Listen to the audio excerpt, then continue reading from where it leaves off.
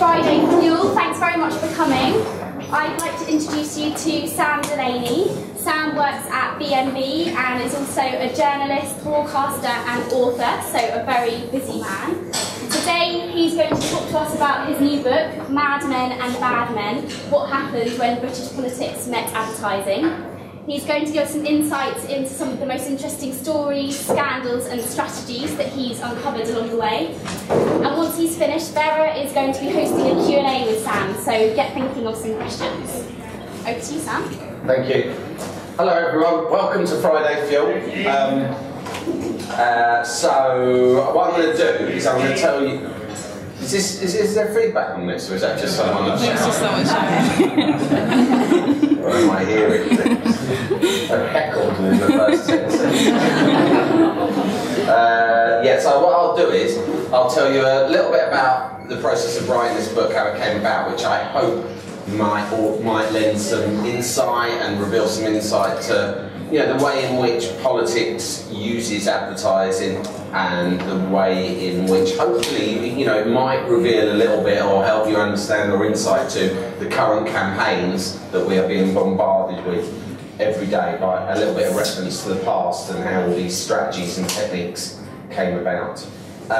When I first thought of this idea, it probably came about first and foremost, if I'm honest, because I've worked a little bit in politics when I was much younger. I worked as a researcher at the House of Commons, and I had also had a certain amount of experience in advertising, in creative advertising business,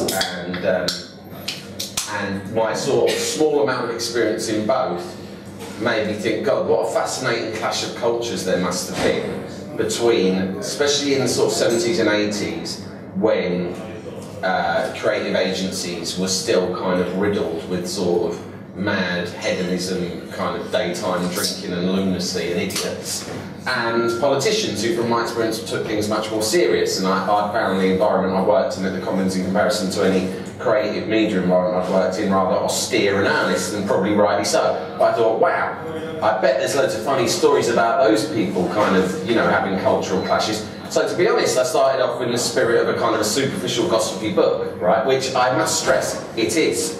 But it turns out, there turned out very quickly to be other interesting angles. This was one of the key moments that made me realise there might be something more to investigate in this. So I'll just show you a little bit, to be honest, I'll show you a little bit of a news interview that was on Channel 4 News a couple of days after Margaret Thatcher died in 2013. Oh, hang on, that's not it. Sorry. Is this a video? Yeah, it's great. Yeah. I've got hardly any room on the lectern. Joining us now, True Blue Lord Saatchi, who is the chairman of Margaret Thatcher's Centre for Policy Studies. Before that, however, he was the architect of Mrs Thatcher's winning election campaign in 1979. And it's a long time ago, wasn't it? I mean, when you found yourself trying to market Margaret Thatcher, and maybe being brought into politics in that kind of world before, there were people who obviously weren't very happy even to have her as their leader. Well, thank you, John. I think it's very already during that period. The great point to remember is Mrs Thatcher created or invented the Centre for Policy Studies, a think tank, before she invented us. And I think that tells you everything you need to know about the way that she went about her election campaigns and indeed her entire prime ministership, which was that she was interested in explaining her philosophy. Yeah, but you had a problem before she could get there. You had to sell her to the British public. And they were not used either to having a woman leader of any party, and B, well, there were people who said that her voice was difficult and that she was strident and all that, but what do you do about it? Well, all those things are really not the key point, I don't think, in terms of the explanation for her successful election victories and for her iconic status today. I think that depends on the fact that she was interested in convincing people about her view of life, and in causing people to accept her version of how life and politics should be conducted. Yeah, but I haven't got you in here to talk about her policies, which I think, obviously people are going to go over that. I brought you in because you played a role which hadn't been seen in British politics before. And in this case, it was quite a difficult role. can't downplay it. You can't simply say, well, she was such a brilliant philosopher, such a great politician. I didn't need to do anything. What are you doing with all the money, That's exactly what I'm saying. That's exactly what I'm saying. That's the great point to remember, which is that... Alright, we won't sit through the whole of it, but suffice to say, I'd already kind of embarked, you know, upon this as a kind of an idea, the seed of an idea of a book, and I heard him talking about it, and I thought, hang on a minute, what he's saying is bullshit. It's the exact reverse. It's that no one bought into the philosophy of Margaret Thatcher. Because most people, the vast majority of the electorate, are not interested, don't have the time, and aren't engaged in philosophical contemplations or analysis of politics. And in actual fact, the impression they really get are through the exact messages that are kind of big, bold and blunt, that advertisers specialise in. So the reverse of what Maurice Sartre was saying is true, in my opinion, but I wanted to find out for sure. I assumed that he was just turning up on the news and she had just died, so he thought it'd be nice, and it might be rude to say, yeah, it was just us putting her in a nice dress that got her elected. So what I thought was, well, she's dead, so I'll go and see the next best thing. This was Norman Tebbit. I went to see Norman Tebbit, who lives in Bury St Edmunds, and he was her kind of right-hand man throughout most of her time in government. And he was also a party chairman in 1987 during the election campaign. As such, he was in charge of the election campaign, particularly the advertising during those years. So I went out to see him at his house, and I was sort of quite terrified of him, because the only thing I remembered about Norman Tebbit was this impression that Spitting Image used to give him in the 80s as a sort of a Gestapo leather-clad thug. And I got out there and visited him at his lovely home in a charming village, and he was terrifying, but not in a way that I expected. He was basically, he's quite old and he never comes to London much. He looks after his disabled wife, and so if you go out, if you make the effort to get a train and go out and see him, like most old men, he's basically got loads of stuff he wants to get off his chest and just rant at you for as long as possible. So I sat down and said, so tell me about politics and advertising, and he just sat this close to me and ranted at me about the evils of gay marriage for like about half an hour. So it was slightly terrifying. But then I asked him about one thing that, using all of my famed journalistic rigour, I discovered by a quick Wikipedia search about the 1987 campaign that he'd been in charge of. I read a story about how he'd been in charge and he'd hired such and such, as the Tories usually did, to do the ads. But Margaret Thatcher was annoyed because Tim Bell, who had been her best mate such and such, had left and started up his own thing. And so she was working on a separate ad campaign with him and her new favourite minister, David Young, over at Downing Street.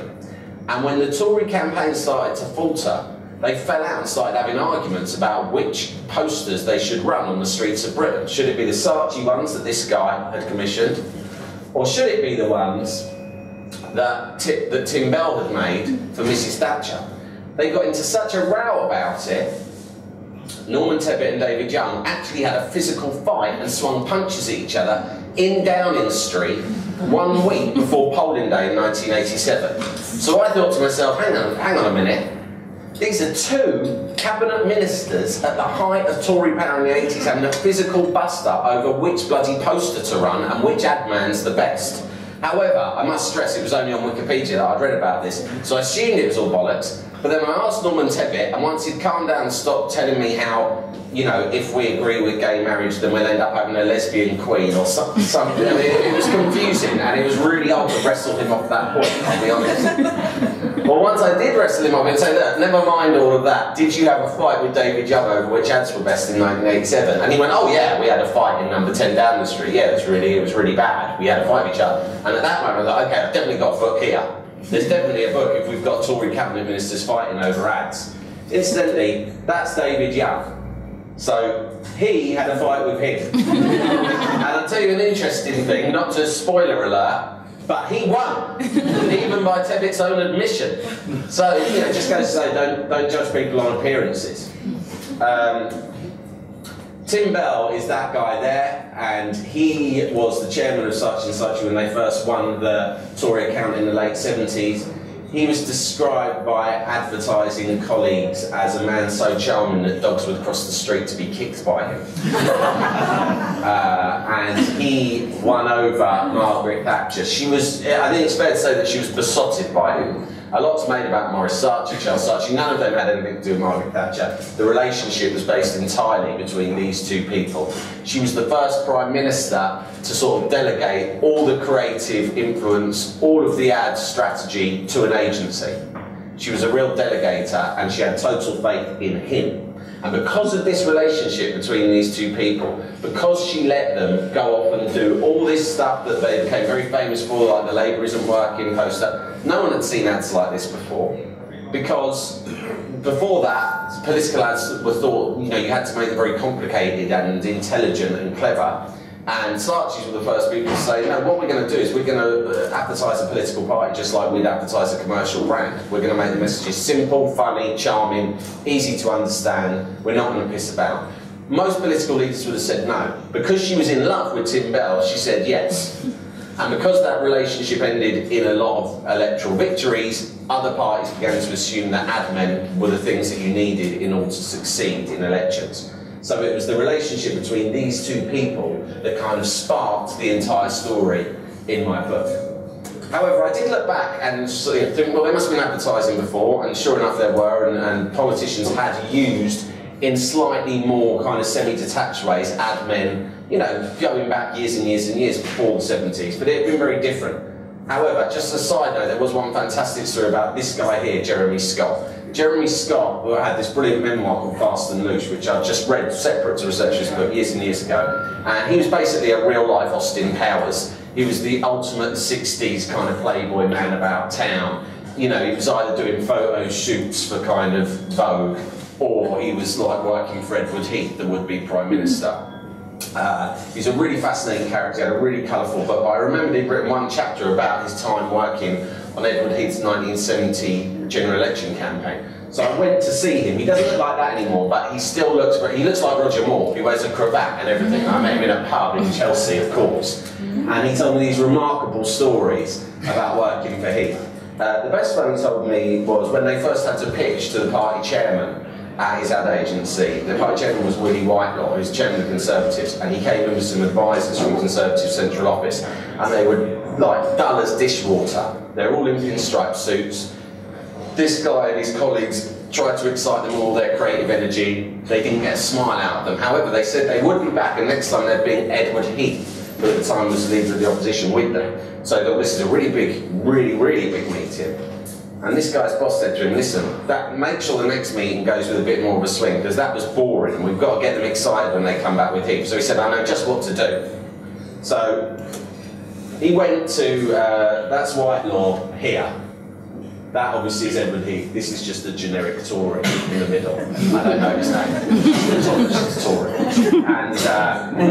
And so Jeremy Scott went straight to Former Mason, bought a load of nice wine, a load of nice canapes, and then he went to his old nanny's house where he kept what he called his contraband. I said, what do you mean contraband? He said, well, you know, I kept old guns and things there in a box in her attic. And he said, I also had some amphetamine pills that used to be available on prescription, but the NHS had outlawed in like the mid-60s, but I'd stockpiled them. He said, and what I did was, I got a few of them, I ground them up in a pestle and mortar, and I sprinkled just a tiny bit on each of the canapes. Okay? These are just some generic, I don't know if these were the exact amphetamines, they're just some pills. Anyway, so he ground them up, and he sprinkled them on the canapes. He said it was the tiniest grain on each one, just enough to liven the party up a little bit. He said, what I didn't account for was the appetite on the men.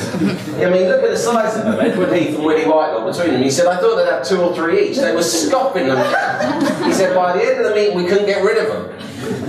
He said, you know, we wanted the meeting to be over. We go, well, that's all that then. And they would go, no, I'll tell you what else we'll do. We'll completely rewrite the Constitution. And they couldn't get rid of them. So basically, it went from that to this. And in the end, sure enough, they won the account. They made the ads. And against all the odds that year, Heath actually got elected as Prime Minister. I don't know what that reveals to any of us. Maybe just that, you know, drugs can work. Drugs can work in the right circumstances. I'll just show you something really quick. Now, do you know what? I'm not, because we'll run out of time. That's just what I was talking about earlier. You know, this is repeated again and again and again. It gets parodied or spoofed in every single campaign. Only this week, Labour did their own parody, which said the doctor can't see you now, and the queue was snaking out of a GP surgery, and it made the point about how GP waiting times have gone up under the coalition. You know, some people have exaggerated its relevance, but I think whether or not it won an election is open to question. Whether or not it was creatively revolutionary, I think that's, you know, it definitely was. If you look back through posters before this, or advertising before this, it was extremely formal, and this was much more in keeping with the kind of creative principles of commercial advertising at the time. I'm going to skip past this stuff, which I was going to show you. It's just a reflection of how Labour took a very long time to catch up with the Tories in terms of using modern marketing and creative techniques. They were always very negative about advertising because they thought that these were the agents of capitalism, and they didn't want to kind of, you know, demean their principles by working with kind of the cheap tricks of the marketing industry. It was only once Neil Kinnock became leader and hired a young Peter Mandelson as his communications chief that Mandelson looked at the example of the Tories working with the Saatchis and realised we have to get our own team on board to do something similar. And by 1987 they'd done that. They ran a campaign that was considered the most slick, the most professional, the most creative and engaging. And yet, despite the fact the Tories were having punch-ups at the time in Downing Street, the Tories still won. So that seems to suggest in 1987 that advertising never worked for politics, because even if you had the best ads, you'd still lose the election. However, in the book I argue that actually it wasn't a fair fight back then. The gaps were so huge in the polls between the parties. Labour's manifesto was so unpopular that it didn't really matter. You can only really judge the impact of advertising when it's an extremely close election. By 1992, it was. By 1992, it was neck and neck. Most of the bookies going into the election thought that Neil Kinnock's Labour Party had the slight edge and would probably be the most likely winner. John Major was the new leader of the Conservative Party. This was the most important and interesting advertising campaign and general election of modern times, because it was so close and the Saatchis had such a huge impact on the outcome.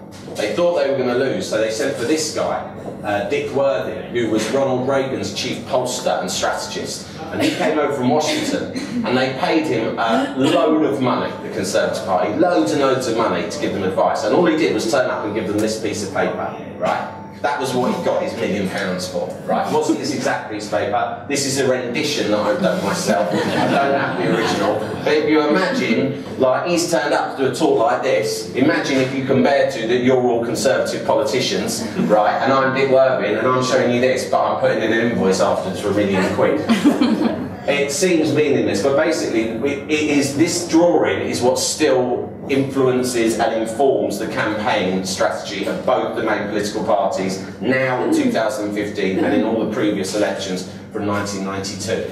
It's a grid which basically identifies the issues that you need to focus on and the issues that you need to ignore, okay? So you've got low salience issues, i.e. issues that aren't of interest to the electorate in particular, and high salience issues, ones that are really of massive importance to most voters. Then you've got the ones that Labour are strong on over here, and the ones that Conservatives are strong on over there. And this Dick Worthing said, it's very, very simple.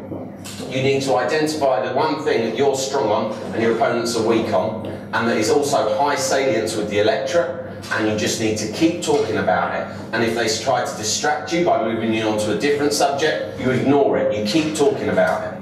And they said, well, what have we got? And he said to John Major, you've got nothing. You're not even trusted on the economy anymore. We're in the midst of a recession. He said, the only thing that I know that the voters definitely trust you on more than Labour is defence. He said, well, should we lead on defence? He said, no, because no one cares about defence. The Cold War's over. Defence isn't important. They don't care about it. He said, if you really, really want to win this election, are you serious about it? And John Major said, yeah, I'm serious about it. He goes, well, then you need to do this. You need to start a war, right?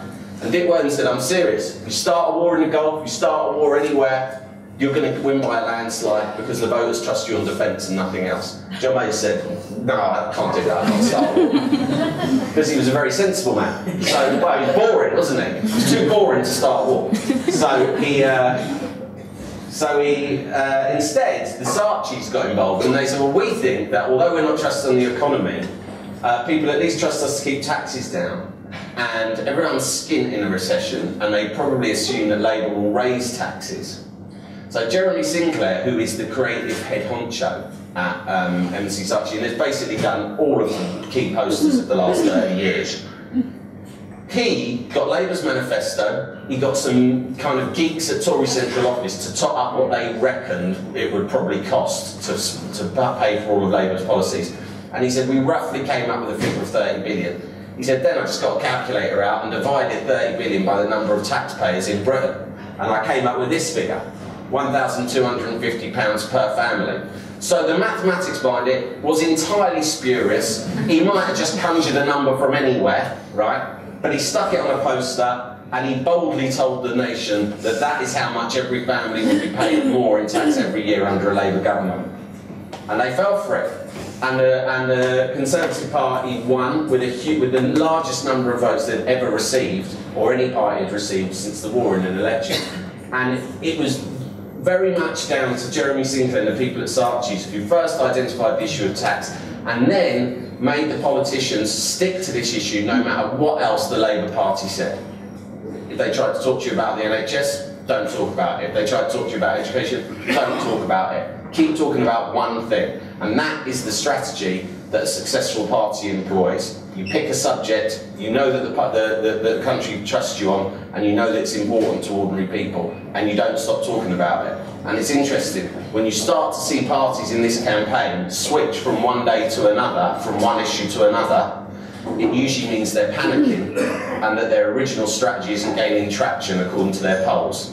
So if you see them start off talking only about the economy and then they switch to defence or to Scottish nationalism, it means their private polls, which none of us see because we only see the ones in the papers, are probably telling them they're losing ground. In 2010, we saw these posters, which was a rare blip where the Conservative Party ditched briefly the Saatchis because they wanted to go, Cameron wanted to go his own way and break ties with the past.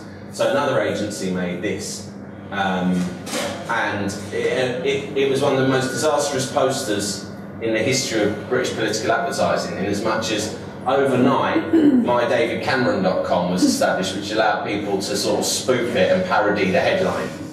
And it was done in lots of different funny ways, which were basically taking the piss out of Cameron and the Tories, but it was done best in the old-fashioned graffiti way. This is probably my favourite ever British political poster. This was someone in Hereford, I think it was, who just, like, you know, was obviously, probably isn't paid as much as anyone like Saatchi and Saatchi, but is a million times more creative than anyone in the advertising business. But it indicated a very sort of modern thing, which is you release a poster. Most people can't afford to put posters up anywhere, so they just, you know, as you all know, what they do is they do a press conference, they stick it on the side of the truck, the press come and take pictures, then the poster disappears, but it's running editorial pages forever. That's the game that they now play because they can't put posters up everywhere. But the risk you run with every single poster now is it's immediately spoofed and parodied online. And a lot of people say, is it possible to create a poster that is unspoofable? The answer, of course, is no. But one thing I do know is that the Saatchis want people to spoof their posters, and they want people to parody their posters. It means people are talking about it, and they would be disappointed if they didn't get the sort of attention that encourages people to take the mickey out of them. We saw that probably with the best poster of this election so far. This ticks every single box in political advertising. It's a single image that conveys a message that is pretty clear instantly to anyone who's walking past it, regardless of whether you agree with it or whether it's important to you or not.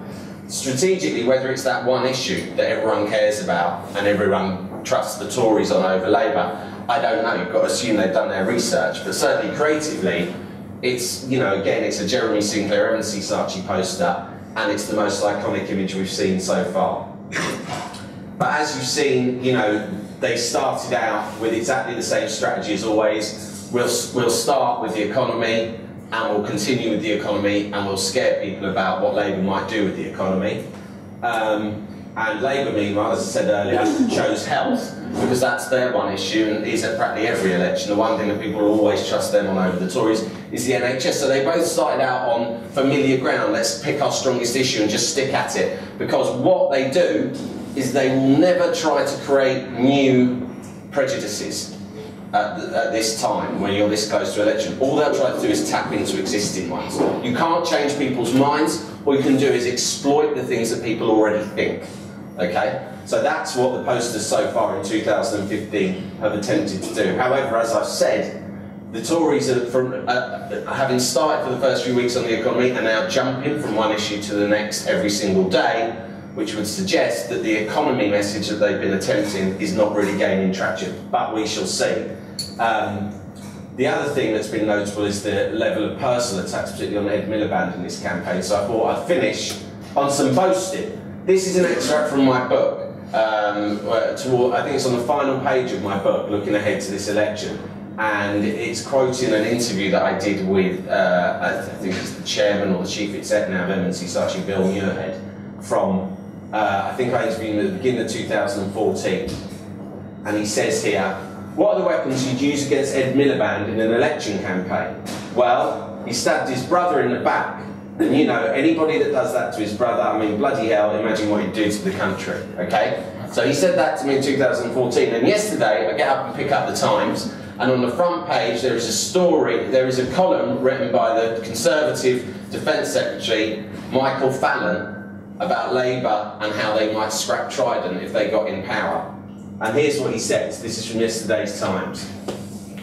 "Remember, Ed Miliband stabbed his own brother in the back to become Labour leader. Now he's willing to stab the United Kingdom in the back to become Prime Minister and put our country's security at risk." So, it could be a coincidence, or it could be that the strategy that M&C Saatchi were working on 2 years ago is now being enacted in the papers every day, which is quite interesting and underlines sort of one of my key conclusions in the book, is that I very much doubt that any poster or party political broadcast is effective in changing millions of people's minds about how they're going to vote. But what admin brings to it more is the strategy, the big ideas about the message that's being communicated, not just on posters, but out of politicians' mouths on a daily basis. They lend a strategy, and that strategy is always about focus and simplicity. And Chris Patten, who's the former Tory chairman, said to me, the best thing that admin did is that they kept us disciplined. You know, we tend to follow the issues, they keep us stuck on one issue non-stop like a broken record. And sticking like a broken record is what wins elections. Probably, I don't know, we'll see. I'll come back if I'm wrong. That's it, I have no further conclusion than that. Thank you all for listening.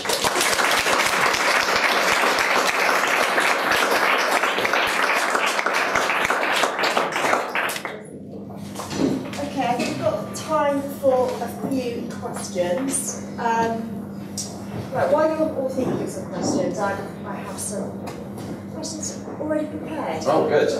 Right, so question one. There has been much talk about Obama and his election campaign and the use of social media, and it seems within our election so far this year that we haven't gone down that route. We still seem to be very reliant on broadcast channels, particularly outdoor. Do you think that's going to change? Well, the Tories have been spending £100 a week on Facebook, right? I don't know, I haven't, but you know, personally, I haven't seen a lot of that. I don't know whether that's in ads or what it is, but I do know that in 2010, there was a study after that election, because that was the first one that people said was going to follow the Obama model. And they said something, and the studies concluded something really interesting, which I think is really convincing, is the thing about social media is, the stuff that you share is almost always preaching to the converted. Because your friends on Facebook or Twitter are going to be more likely than not sharing a similar set of values to yourself. That's why you're friends with them on social media, okay? So I know on my kind of news feed on Facebook that pretty much every meme or GIF or funny little bit of information or stat or article that I'm seeing at the moment, I'm seeing a lot of them, you know, are for one party, you know, they're not for the other side, you know. And it doesn't surprise me, because I think, you know, you naturally, I don't discuss politics with most of these people most of the time. Yeah. But, you know, the thing is, people will flock together based on their own kind of general values. And so what these studies suggested was that people share lots of content that's political online, but it's almost always going to people who already agree. And they share and they like it, and then you feel good about yourself because you're seeing other people like what you stuck up there, sort of thing. And so I think that's the. I mean, of course, Obama used it more in terms of like fundraising, getting young people who weren't registered to register to vote. And I think that there's obviously potential in it for that, but I think people are doing that. That's a non-political thing. There are organisations trying to harness social media to encourage engagement generally. Do you think, because the political arena has learned quite a lot from our industry and advertising, do you think there's something that our industry can take back from political campaigns? No. Well, I mean, the thing is about the thing about it is I think it was a one-way street, in as much as politicians are very often, especially nowadays, loads of politicians they come up through some kind of think tank or something like that. Now more than ever, if you look at most of them, David Cameron was the head of the Conservative Research Department, and he was a PR. Ed Miliband was an academic and a policy advisor to Gordon Brown. So these people are steeped in detail. That's what they do. They're wonks. And so they have. So what they have is they've got a lot of intelligence. Well, some of them have got a lot of intelligence in that kind of sense, but they don't have the clarity of thought. And clarity of thought, especially around election time, is what it's all about. Do you think elections are more likely to be run on messaging around fear than inspiration? Yes, a million times yes. I think that fear is what generally. I mean, it's an awful thing, but Tim Bell is quoted in my book. He says, I think people vote on the basis of fear of change mostly, and that's what another thing that was learned in 1992. People at first said, well, if Labour can't win when we're in one of the deepest recessions ever, when can they win? But then, in fact, when they went on to eventually win a landslide in '97, people looked back and said, well, of course you're not going to win when people are absolutely flat on their arse and can't pay their mortgages, because they think, oh my God, I'm barely clinging on now. Imagine if something changes and it gets worse. We can't afford for it to get worse. So, I think that the British society, electoral history tells us, are conservative with a small c, in as much as they're very cautious, and therefore, more often than not, they're kind of given, especially in times of economic strife, to not change course. And so I think fear is, almost always more effective than hope and inspiration. And interestingly, the other thing that comes out in the book is that politicians, particularly ones who are in power, always push their admin to make positive ads that are inspirational. Thatcher was always complaining to Saatchi that their ads, because she says, I want to run on what I've achieved. I want people to back what I've achieved. The admin are like, listen, forget about that. No one's going to give you a round of applause. No one trusts politicians. Just make them scared of the other side. Great. Any questions from the floor? I've got plenty more otherwise. Any questions? Who do you think's got best messaging out of all the parties moving forward? Well, I thought at first that the Conservatives seem to be running a much more disciplined campaign, and certainly their ads are better. I thought the Labour haven't produced many ads. As far as I understand, they've kind of changed agency a couple of times already, and so there seemed to be a lack of consistency. And the Saatchis were sticking to their kind of old habits of being very negative, doing relentless. Jeremy Sinclair, who's their boss, is like, he's got a motto that he sticks up on the wall in their war room, which is, in elections, hit first, hit hard, and keep on hitting, right? It's like, and his other thing he says is kill or be killed. There's no second place in an election. So they are relentless, like street brawlers, And generally speaking, people involved in Labour tend to be nicer people and less kind of, but probably more naive when it comes to electioneering. And under Blair, that changed. They were an absolutely ruthless, efficient machine with Mandelson and Alistair Campbell and Philip Gould at the helm. Now they've gone back to how they were a little bit more in the 80s, and you'll see that their campaign jumps around a little bit. However, over the last week, like I sort of referenced earlier, the Tory campaign is changing pretty much every day, which kind of implies that their original strategy perhaps hasn't had the impact that they imagined it would do, which makes the whole thing more confusing again. Any other questions? Yeah, I have one more. Do you think that with more and more campaigns forcing a coalition government, do you think that the advertising campaigns will change as a result? Because it's quite easy if you've just got one enemy and you just keep going after them. Yeah.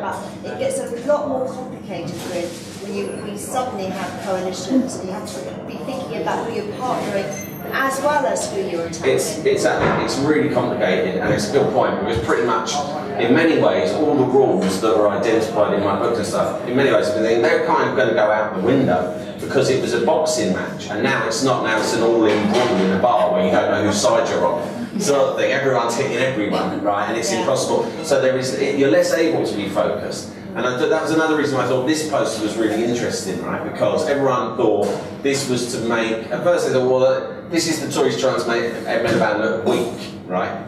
But in actual fact, what a lot of people think about this now is that it's also served another purpose.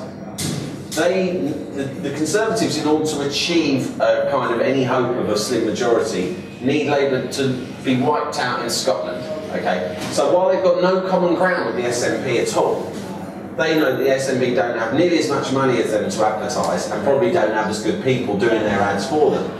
So what they've done is they've got Alex Salmond, and they've made him look a bit like Kevin Spacey in House of Cards, right? They've made him look nice, first of all. He looks statesman-like, and that's like schoolboy error. You never make the guy on the other side look good, right? So everyone's looking at this thinking, hang on a minute, this is almost like an ad for the SNP, because they're sending a message out to Scottish people that if you vote for SNP, then they're going to have a lot of influence and power. Whereas in the past, people who didn't vote for SNP, they're it's a wasted vote because they won't have any influence. So it's doing two things. It's undermining Ed Miliband, but it's boosting the SNP. And then you're in a really perverse and confusing situation, because you think the Tories hate the SNP hate the Tories. The Tories are helping the SNP win votes with their ads. So it's for such a simple poster, which doesn't even have a slogan on it, beyond vote Conservative, there's a lot going on in this message, and it basically reflects exactly what you're saying, is that there's a whole different ballgame now. Okay, last question. So, who's winning on the advertising front in this campaign? Well, like I said, I think that's the best ad I've seen, because you think, well, they don't. Yeah, Jeremy Singer says posters will always be important, because if you can't sum up your message in 5 or 6 word headline, then chances are your message might not be right in the first place. Which some people think, oh, that kind of cheapens politics a bit, but I happen to think there's some truth in that. I think that if you don't have something that people, ordinary people, sort of people who aren't engaged in politics most of the time because they've got their own lives to be getting on with, if you haven't got a proposition that they can understand and relate to very quickly, then you may not be in touch with the sort of people you're wanting to represent. And therefore, I think that thing about short slogans has got some substance to it. And I think, bloody hell, with this one, they've got so good, they've not even needed any words, because the whole thing's communicated, several different messages communicate in one image. So I think, every election seems to have one image that cuts through, like that Cameron one, Suspicious Minds, Labour isn't working, various ones in the 80s. I think this is the only one so far that I've seen. Labour's posters, have been kind of clunky and wordy, and we kind of have understood the message they're getting across, but they haven't perhaps been done with the same sort of ruthless kind of brutality and simplicity that the Tories seem to specialise in. But I don't necessarily think that that's going to be reflected in the result, but I do certainly think we haven't seen anything great apart from this so far. Great, thanks, Sam. It's my pleasure. Thank you all for listening.